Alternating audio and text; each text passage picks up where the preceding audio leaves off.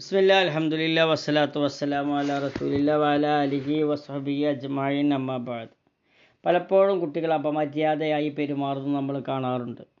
ചിലപ്പോൾ കൊണ്ടുപോയ രക്ഷിതാക്കൾ തങ്ങളുടെ കുട്ടിയല്ല എന്നറിയിക്കാൻ വേണ്ടി മാറി നിൽക്കുകയും ആ കുട്ടിയെ ശ്രദ്ധിക്കാതിരിക്കുകയും ചെയ്യുന്നത് പോലും വിവാഹ സദസ്സുകളിൽ കാണാറുണ്ട്. കാരണം കുട്ടി മര്യാദകേട് പ്രവർത്തിക്കുമ്പോൾ തങ്ങളുടെ കുട്ടിയാണെന്നറിയുമ്പോൾ അവർക്കുണ്ടാകുന്ന നാണക്കേടിനെ ഓർത്ത് അവർ ആ കുട്ടികളിൽ നിന്ന് അകലം പാലിക്കാൻ ചിലപ്പോൾ ശ്രദ്ധിക്കാറുണ്ട്. കുട്ടികൾ അപമര്യാദയായി പെരുമാറാൻ കാരണങ്ങൾ എന്തൊക്കെയാണ് നമ്മൾ ചിന്തിക്കണം. കുട്ടികൾ മുതിർന്നവരെ മാതൃകയാക്കുന്നു എന്നതാണ് ഒന്നാമത്തെ കാര്യം. വീട്ടിലുള്ള ജ്യേഷ്ഠനെയോ ബാപ്പയെയോ ഉമ്മയെയോ ഉമ്മുമ്മയെയോ ആരെങ്കിലും മാതൃകയാക്കുമ്പോൾ അപമര്യാദയായി പെരുമാറാൻ സാധ്യതയുണ്ട്.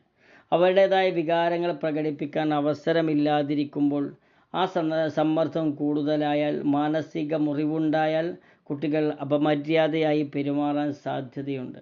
ശരിയായ അതിരുകൾ ഏതെന്ന് കുട്ടികൾക്ക് മനസ്സിലാകാതിരിക്കുക, അല്ലെങ്കിൽ കുട്ടിക്ക് അതിനെക്കുറിച്ചുള്ള അറിവില്ലാതിരിക്കുക, ഇതും അപമര്യാദയായി പെരുമാറാൻ ഒരു കാരണമായി കാണാവുന്നതാണ്. എന്ത് ചെയ്താലും അഭിനന്ദനം ലഭിക്കാതിരിക്കൽ മര്യാദയോടുള്ള പെരുമാറ്റത്തോട് കുട്ടിക്ക് മടുപ്പുളവാക്കും. മര്യാദ കാണിക്കാൻ കുറേയധികം റിസ്ക് എടുക്കുകയും എന്നിട്ട് അതിനൊരു അഭിനന്ദനവും ഒരു പ്രോത്സാഹനവും ലഭിക്കാതിരിക്കുക എന്നത് കുട്ടിയെ വളരെയധികം ചിന്തിപ്പിക്കും. പോസിറ്റീവ് ശ്രദ്ധ കിട്ടാതെ പോകൽ, മാതാപിതാക്കളുടെ എതിർപ്പുകൾ, അബദ്ധവാക്കുകൾ, അവർ മാതൃകയാകാത്തതൊക്കെ ഇതിനെ ബാധിക്കുന്നതാണ്. എന്താണ് അപമര്യാദയിൽ പെരുമാറുന്ന ഒരു കുട്ടിയുടെ മാറ്റത്തിനുള്ള പരിഹാരങ്ങൾ? 1. രക്ഷിതാക്കൾ പോസിറ്റീവ് മാതൃകകളാവുക. നല്ല ഭാഷ ഉപയോഗിക്കുക. രക്ഷിതാക്കൾ മറ്റുള്ളവർക്ക് ബഹുമാനം കൊടുക്കുന്നത് കുട്ടികൾ കാണുക. അതേപോലെ കുട്ടികളുടെ പ്രശ്നങ്ങൾ മാന്യമായി കേൾക്കുക. അവരുടെ വികാരങ്ങൾക്ക് വിലമതിക്കുക. അധികാരത്തോടെയല്ലാതെ നിർദ്ദേശിക്കുന്ന തരത്തിൽ അതിരുകൾ നിർണയിച്ചു കൊടുക്കുക. കുട്ടികളെ പഠിപ്പിക്കുക. അതിരുകൾക്കുള്ളിൽ നിൽക്കുന്നവർക്ക് ലഭിക്കുന്ന ഗുണങ്ങൾ പറയുക. മര്യാദ പാലിച്ചാലുണ്ടാകുന്ന ഗുണങ്ങളെപ്പറ്റി പറയുക. പോസിറ്റീവ് അഭിനന്ദനങ്ങൾ വർദ്ധിപ്പിക്കുക. അപമര്യാദയായി പെരുമാറുന്ന ഒരു കുട്ടിയെ നമ്മൾ അവരോട് അപമര്യാദയായി പെരുമാറാൻ പാടില്ല, അവരെ ശിക്ഷിക്കാൻ പാടില്ല. അവരോട് എന്താണ് ഇതിൻ്റെ മർമ്മം എന്ന് പറഞ്ഞു കൊടുക്കാനുള്ള മാനസിക വിശാലത നമുക്ക് വേണം. മര്യാദയോടുകൂടി പെരുമാറുമ്പോൾ സമൂഹം അവരെ അംഗീകരിക്കും, അവർക്ക് മാന്യത വർദ്ധിക്കും, അവർക്ക് മറ്റുള്ളവരുള്ള നല്ല ബന്ധം വളർത്താം.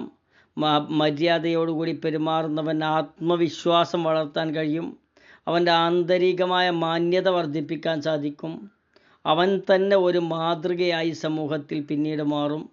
മര്യാദയോടുള്ള പെരുമാറ്റം ഭാവി ജീവിതത്തിൻ്റെ വിജയമുറപ്പിക്കും.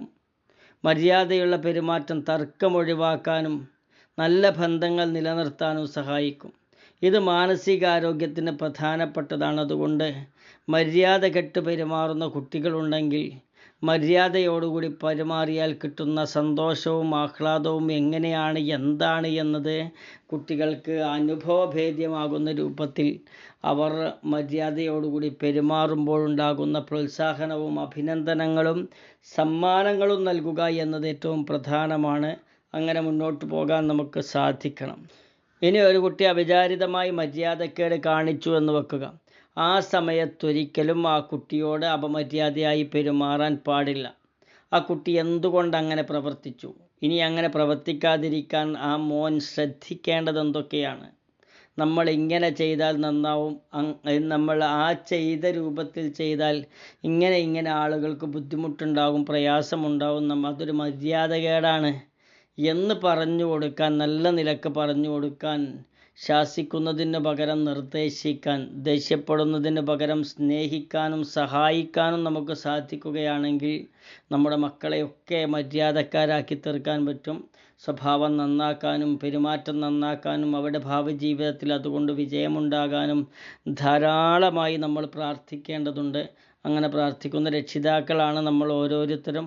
അതുകൊണ്ട് തന്നെ അവർക്ക് മര്യാദ പഠിപ്പിക്കുക എന്നത് നമ്മൾ മര്യാദയുടെ മാതൃകകളാവുക എന്നതാണ് അതിനുള്ള ഏക വഴി. അള്ളാഹു അനുഗ്രഹിക്കട്ടെ. അസ്സലാമു അലൈക്കും വറഹ്മത്തുള്ളാഹി വബറകാതുഹു.